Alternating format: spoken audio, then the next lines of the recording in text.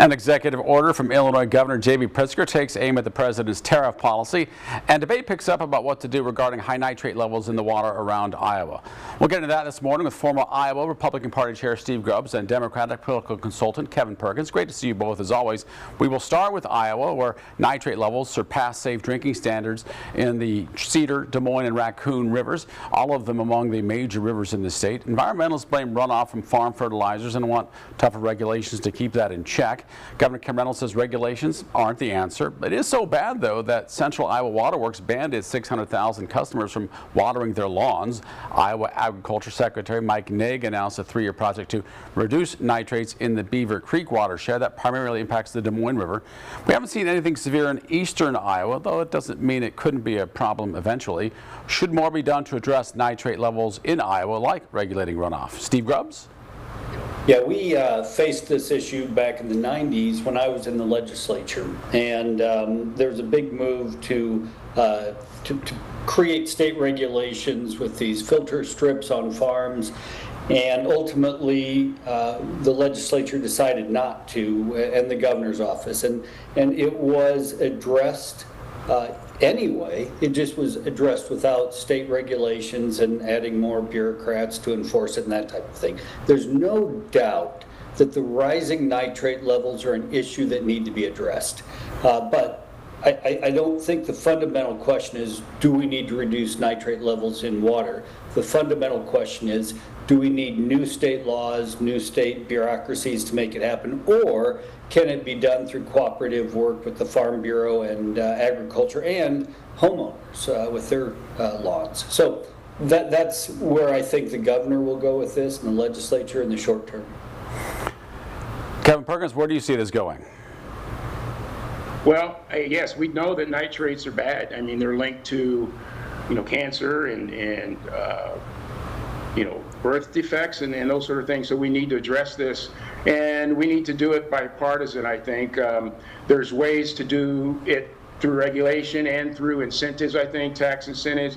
We need to look at the real core of a lot of it is this manure that just runs directly into the waterways. And so if you're able to utilize manure in different ways, in a more sustainable way.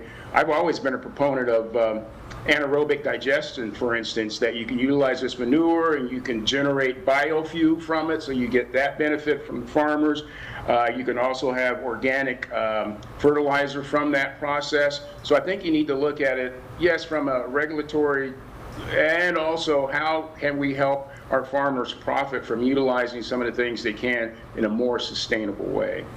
Let's go to Illinois now, where Governor J.B. Pritzker signed an executive order for state agencies this week. He wants them to determine how much the tariffs from the Trump administration will impact parts of the state's economy. He wants them to identify where businesses and the workforce could be hurt and get ready for possible disruptions in the supply chain for things like medical supplies, building material, and products needed by the State Emergency Management Agency. Governors of a few other states already issued orders like this. How much is this an effective move or political posturing by the governor? Kevin Perkins? Well, I think it's a good idea to have contingency plans. We don't know what we don't know in regards to these tariffs, how they're going to hit, where they're going to hit, what the impact's going to be. So I think it's good to have the executive order for that. Broad-based tariffs, though, have not been good in the past. And I take the tea industry, for instance. We don't produce a lot of tea here in this country, so why do we have up to 49% tariff on tea coming in?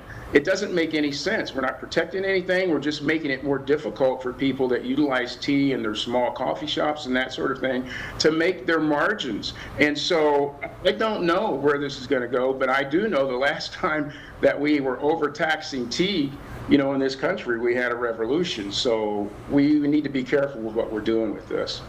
Steve, Pritzker's move more common sense or more political here?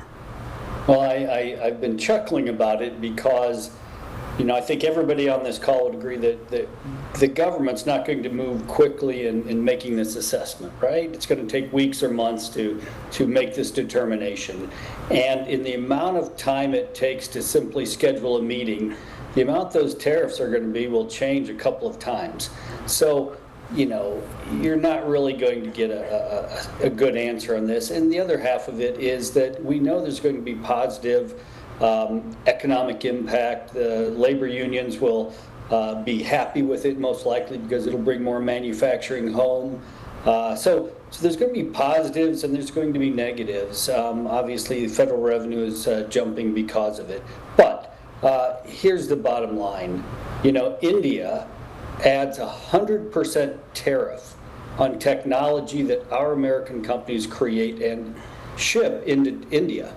We just can't let all these other companies put these high tariffs on our manufacturers and we leave low tariffs on theirs. It's got to be equal. I'm fully supportive of that, but I will say that Kevin and I have basically switched positions over 20 years because back in the day when I was active in politics, we were against tariffs and the unions and Democrats were in favor of them, and now things change.